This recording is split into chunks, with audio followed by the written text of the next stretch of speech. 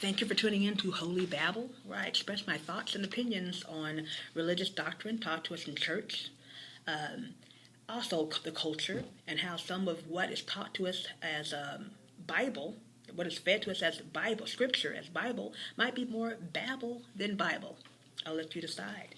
This is going to be a quick topic, but I thought since the topic was fitting for Holy Babble, I want to talk about it real quick. This topic today is called the Tower of Babel. Haha, the Tower of Babel. Okay, um, uh, basically, um, the Bible in the Bible, the Tower of Babel was such a tower was such a tower that the men were building up to. And start. Okay, let me reuse this. The Tower of Babel.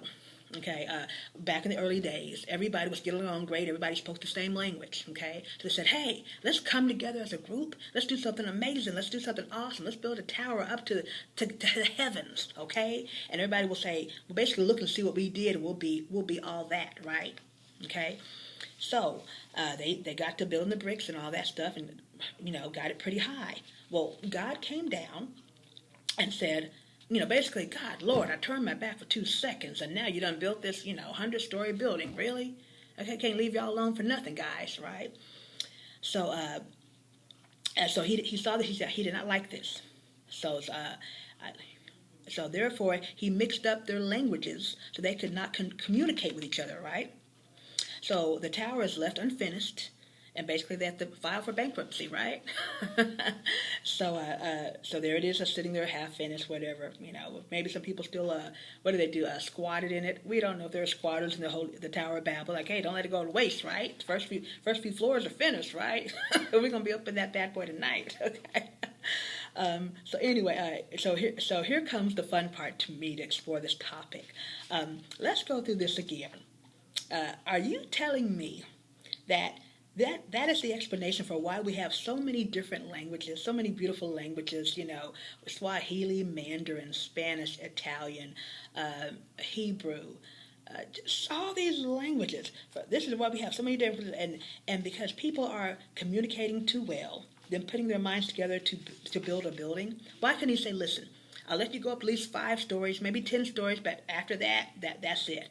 Or you can build it as wide as you want to, but not as tall. Right? That could have worked too. Right? He could have made it where every time you go past 10, I'm gonna make the bricks fall off. Whatever he has, whatever. Anyway, so is that supposed to explain all the different ethnicities too? Why they're Hispanics? Why they're black people or African Americans? Why are there this? Is that supposed to explain that too? Because then you have the Indians who were here first. They were still brown-skinned people.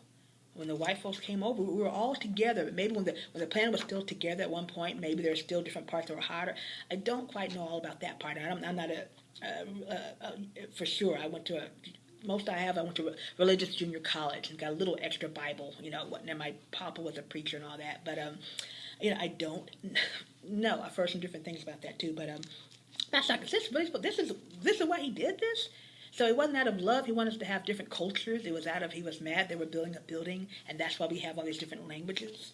And so I will tell you what's wrong with this for those who don't know. If you've ever been a kid or in middle school and you heard this story, you kind of went, okay, and you're thinking in your head certain things, but you don't want to say it out loud. Was God not aware that we have the capacity, the capability to learn multiple languages? Those who could still speak the same language could still produce more offspring and then have them help finish the tower, right? Okay, kids, here come the Duggars, right?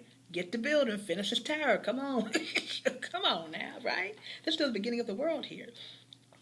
So he may have stopped the tower prematurely, but not in the long run.